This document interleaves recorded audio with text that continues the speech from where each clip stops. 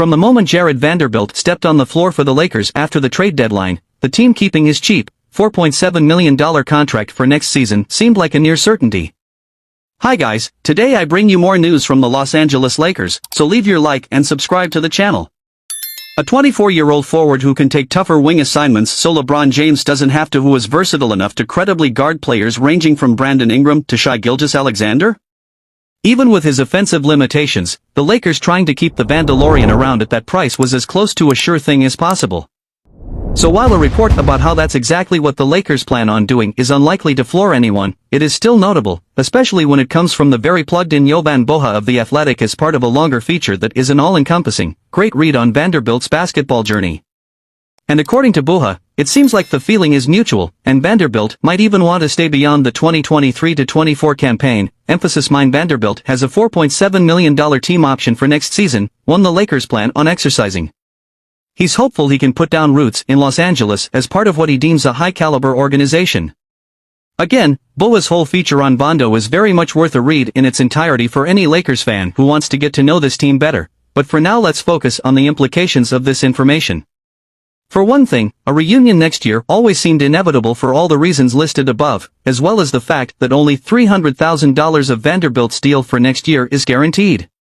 Plans change, and Vando could always be traded or cut until he's not, but to put it simply, there is almost no way the Lakers are going to get a better player on a more favorable contract than him.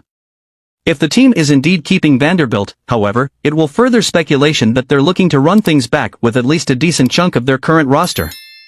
With Vando under contract, the Lakers are even more limited in how much cap space they can generate this summer, to say nothing of the reality that even letting pretty much every other non-guaranteed player leave would only leave them with a little over $30 million in minimum contracts to fill out the rest of the roster, which is unlikely to be more effective than the status quo.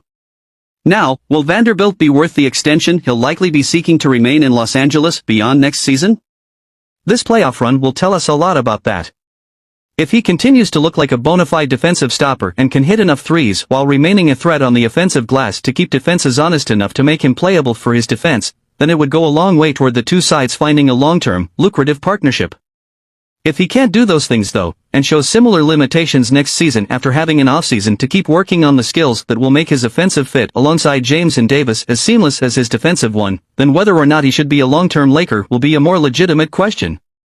But while we, and the Lakers, will start the process of assembling those answers soon, those questions are still for another day. For now, the Lakers are lucky to have Vanderbilt on his current contract and in his current role.